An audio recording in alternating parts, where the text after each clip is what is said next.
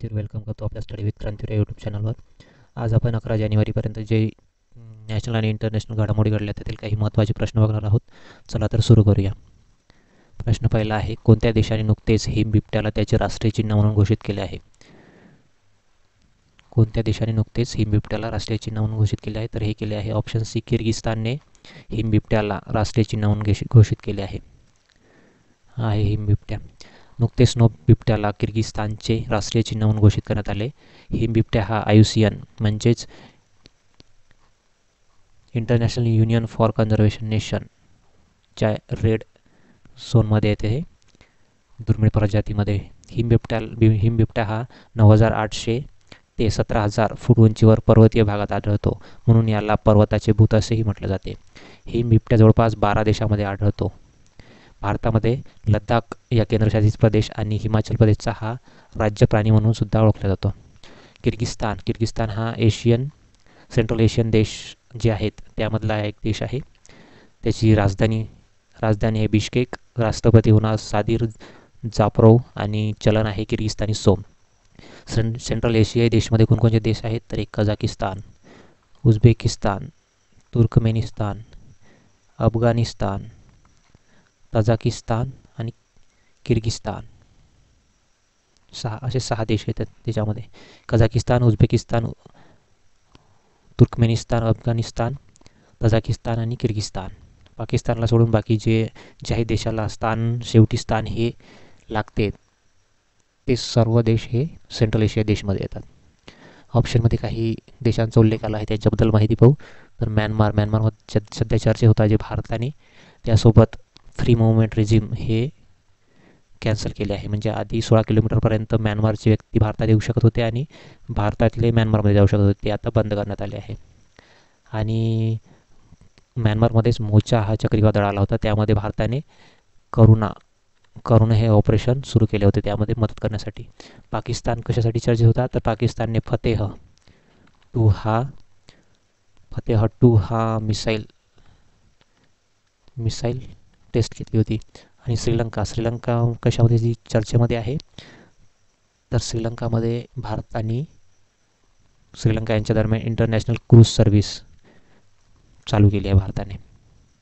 समोरचा प्रश्न आहे, परराष्ट्र मंत्रालयाचे नवे प्रवक्ते म्हणून नुकतेच कोणाची नियुक्ती करण्यात आली आहे? नवे प्रवक्ते म्हणजे स्पोक पर्सन. तर हे केले आहे ऑप्शन बी, रणधीर जयस्वाल यांची परराष्ट्र मंत्रालयाचे नवीन प्रवक्ते म्हणून नियुक्ती केली आहे. याच्या आधी कोण होते? तर हे होते अरविंदम बागची. हे आहेत रणधीर जयस्वाल. 1998 बॅचचे IFS अधिकारी यांची नवीन प्रवक्ते म्हणून नियुक्ती केली आहे. ते रणधीर जयस्वाल हे अरिंदम बागची यांची जागा घेतील. रणधीर जयस्वाल यांच्या राजनैतिक कारकिर्दीत पोर्तुगाल, क्युबा, दक्षिण आफ्रिका आणि न्यूयॉर्कमधील संयुक्त राष्ट्रामध्ये त्यांनी कायमस्वरूपी मिशन समाविष्ट केले होते. अरविंदम बागची हे आधी स्पोकपर्सन होते. आता त्यांची युनायटेड नेशनमध्ये भारताचे स्थायी प्रतिनिधी म्हणून नियुक्ती करण्यात आली आहे.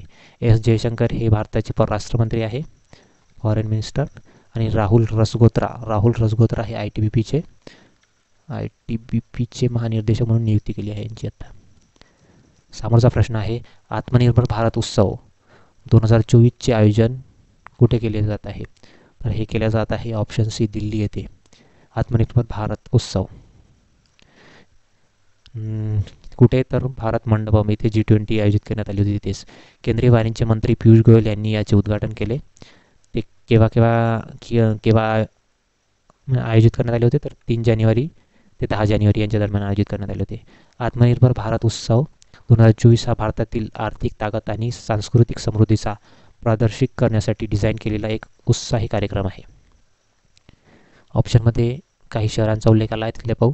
तर मुंबईमध्ये अंडर वॉटर टनलचे उद्घाटन मुख्यमंत्री एकनाथ शिंदे यांनी केले होते. भारतातील पहिली अंडर वॉटर ट्रेन टनल आहे. ट्रेन म्हटलं तर ही हुबळी इथे हुबळी नदीखाली आहे. गोवा इथे 37व्या नॅशनल गेम्सचे आयोजन करण्यात आले होते. यामध्ये मस्कट काय होतं? तर मस्कट होतं मोगा. यामध्ये टॉप होतं आपलं महाराष्ट्र टॉप. बेंगळुरू चर्चेत आहे. बेंगळुरूमध्ये काय होतं तर कॉफी संमेलन, भारतातील फर्स्ट कॉफी संमेलन बेंगळुरूमध्ये चालू करण्यात आले, म्हणजे आयोजित करण्यात आले होते. समोरचा प्रश्न आहे, जानेवारी 2024मध्ये बिमस्टेकचे महासचिव पद कोणी स्वीकारले किंवा महासचिव पदी कोणाची नियुक्ती करण्यात आली? तर हे आहे ऑप्शन सी, इंद्रमणी पांडे यांची बिमस्टेकमध्ये महासचिव म्हणून नियुक्ती करण्यात आली आहे. हे आहेत इंद्रमणी पांडे.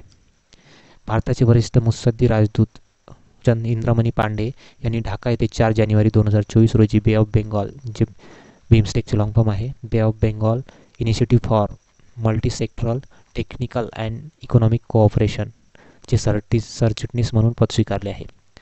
स्थापना झाली बिमस्टेकची 6 जून 1997मध्ये. मुख्यालय ढाका येथे आहेत. कोणकोणता देश याच्यामध्ये सहभागी होतो म्हणजे बिमस्टेकमध्ये आहे?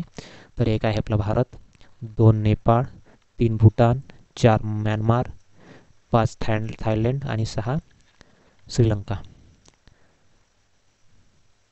ऑप्शनमध्ये काही व्यक्तींचा उल्लेख आला आहे, त्यांच्याबद्दल माहिती पाहू.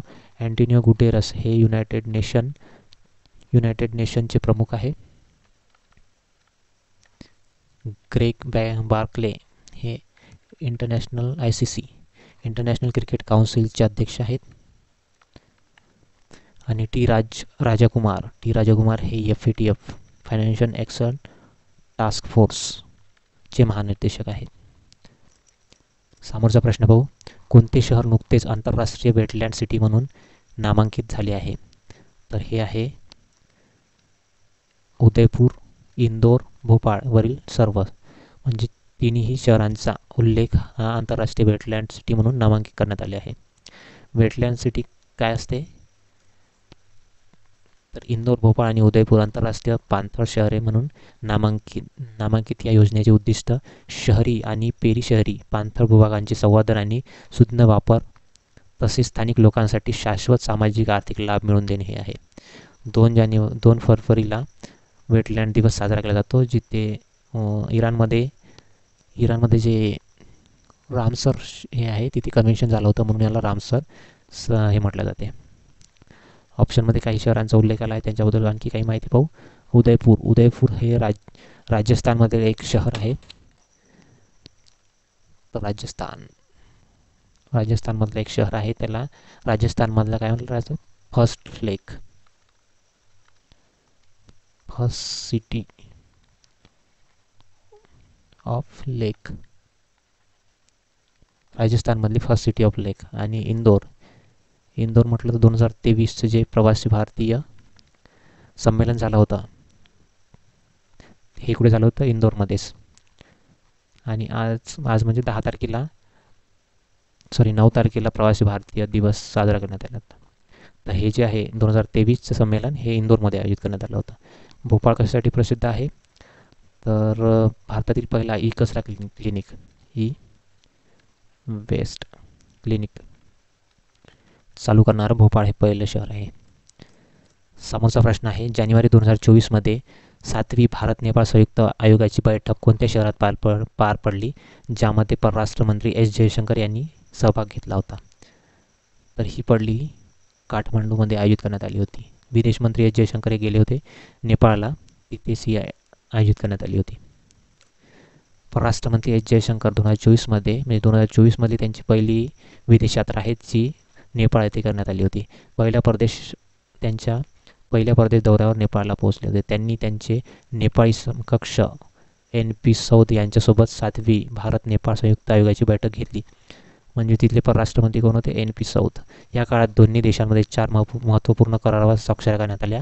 तत्पूर्वी जयशंकर यांनी राष्ट्रपती रामचंद्र पौडेल आणि पंतप्रधान पुष्पकमल दहल प्रचंड यांची भेट घेतली आहे.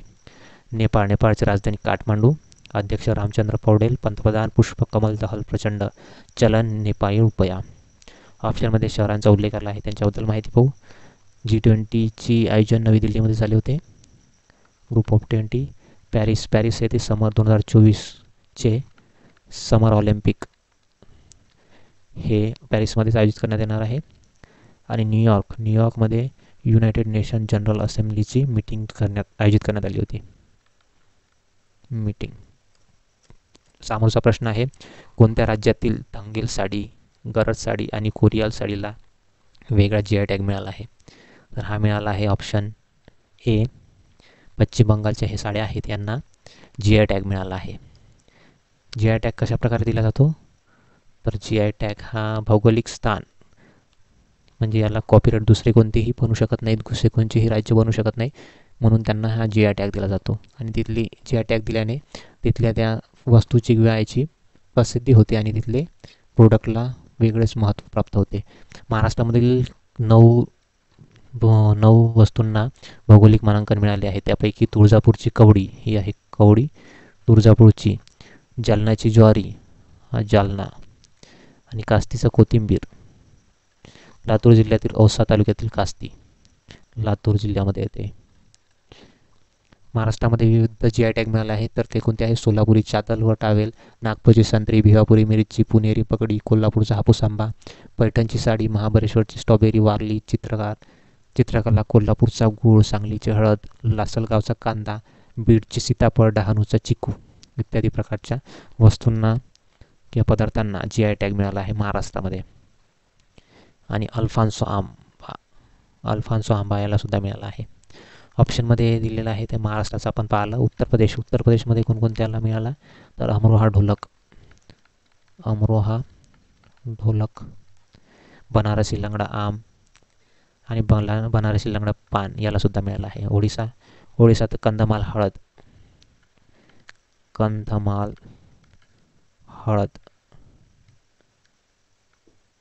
हळदला GI टॅग मिळाला आहे. समोरचा प्रश्न पाहू. नुकतीच सर्वोच्च न्यायालयाचे विधी सेवा समितीच्या अध्यक्षपदी कोणाची नियुक्ती करण्यात आली आहे? तर ही करण्यात आली आहे ऑप्शन पाहून घ्या. न्यायमूर्ती संजीव खन्ना, न्यायमूर्ती DY चंद्रचूड, न्यायमूर्ती BR गवई की न्यायमूर्ती यू ललित? तर हे होईल ऑप्शन सी, न्यायमूर्ती BR गवई यांची सर्वोच्च न्यायालयाच्या विधी सेवा समितीच्या अध्यक्षपदी नियुक्ती करण्यात आली आहे. म्हणजेच nominated as a chairperson of supreme court legal service कमिटीचे चेअरपर्सन म्हणून यांची नियुक्ती करण्यात आली आहे. ऑप्शनमध्ये काही न्यायमूर्तींचा उल्लेख आला आहे, त्यांच्याबद्दल काही माहिती पाहू. तर न्यायमूर्ती संजीव खन्ना हे यांच्या आधी होते, BR गवईंच्या आधी विधी सेवा समितीच्या अध्यक्षपदी होते. DY चंद्रचूड हे 50वे मुख्य न्यायाधीश होते,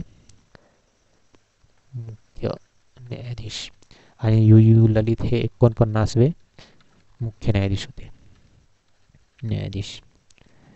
समोरचा प्रश्न पाहू. भारताचे संरक्षण मंत्री 22 वर्षानंतर कोणत्या देशाच्या 3 दिवस दौऱ्यावर गेले आहे? तर हे गेले आहे ऑप्शन बी, ब्रिटनच्या दौऱ्यावर गेले आहे. भारताचे संरक्षण मंत्री हे 22च्या आधी म्हणजे 22 वर्षानंतर हे UK मध्ये व्हिजिट देणारे भारताचे संरक्षण मंत्री बनले आहे. 3 दिवसाच्या यात्रेवर गेले आहे. ऑप्शनमध्ये बांगलादेशचा उल्लेख आला आहे. बांगलादेशबद्दल काही माहिती पाहू. बांगलादेशच्या पुन्हा निवडून आलेले आहे कोण? तर PM शेख हसीना.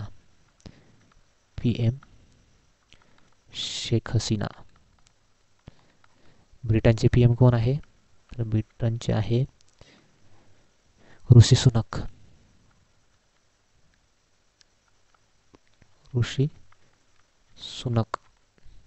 ब्रिटनचे PM आहे. आणि फ्रान्सचे कोण आहे राष्ट्राध्यक्ष? तर हे आहे इमॅन्युअल मॅक्रॉन, जे 26 जानेवारीला प्रजासत्ताक दिनाला आपले प्रमुख पाहुणे म्हणून उपस्थित राहणार आहे. मागचा प्रश्न आहे, भारतीय ऑलिम्पिक संघाचे CEO म्हणून कोणाची नियुक्ती करण्यात आली आहे? तर ही करण्यात आली आहे ऑप्शन सी, रघुराम राजन नाही आहे इथे आहे रघुराम अय्यर. रघुराम राजन हे डेप्टी गव्हर्नर होते RBIचे.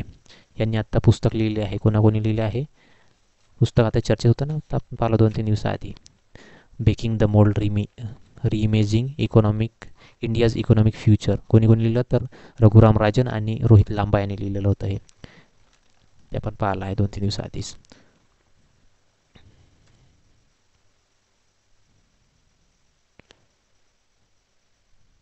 आंतरराष्ट्रीय ऑलिम्पिक दिवस कोण्या दिवशी असतो? तर 23 जून. आंतरराष्ट्रीय ऑलिम्पिक समिती 23 जून 1994ची आहे.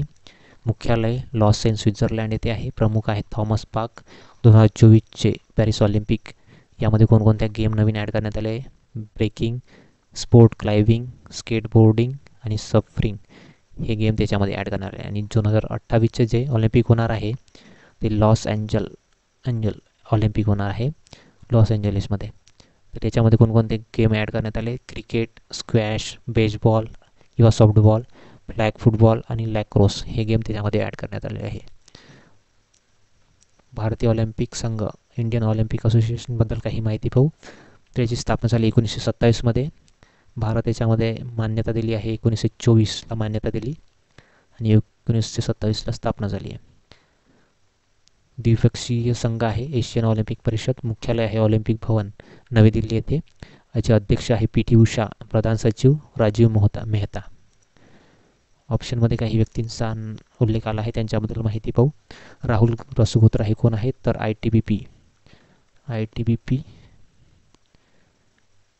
ITBPचे महानिर्देशक बनले आहे आता. रश्मी शुक्ला हे महाराष्ट्राच्या पोलीस महाआयुक्त आहेत, यांची सुद्धा नियुक्ती झाली आहे. आणि अनिल दयाल सिन्हा यांची CRPFचे महानिर्देशक म्हणून निवड करण्यात आली आहे. या आधीच्या व्हिडिओमध्ये आपण विचारलेला प्रश्न होता, कोणत्या देशाने ब्रिक्स या संघटनेचे सदस्यत्व रिजेक्ट केले आहे? तर हे होईल ऑप्शन बी, अर्जेंटिनाने ब्रिक्स या संघटनेचे सदस्यत्व रिजेक्ट केले आहे. 1 जानेवारी 2024ला ते सदस्यत्व त्याला मिळणार होते, त्याआधीच त्याने ते रिजेक्ट केले आहे. हा प्रश्न होमवर्क आणि रिव्हिजनसाठी ठेवला आहे. कोटक महिंद्रा बँकेचे अध्यक्ष म्हणून कोणाची नियुक्ती करण्यात आली आहे? Option A Shaktikanta Das, option B Dinesh Kumar Khara, option C CS Rajan की ऑप्शन डी संदीप बक्षी? याचे उत्तर कमेंट बॉक्समध्ये द्या. Thanks for watching. व्हिडिओ आवडल्यास व्हिडिओला लाईक करा. चॅनलवर नवीन असाल तर चॅनलला सबस्क्राईब करा आणि व्हिडिओ मित्राला शेअर करा. धन्यवाद.